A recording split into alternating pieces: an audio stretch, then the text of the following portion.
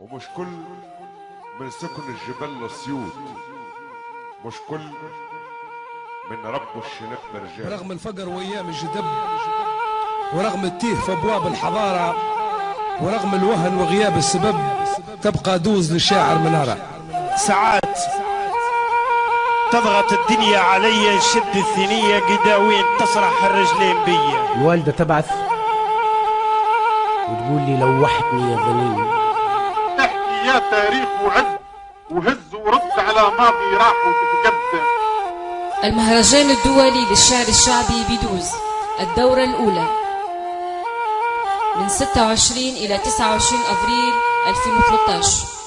مسابقات شعرية، ندوات فكرية وحفلات فنية.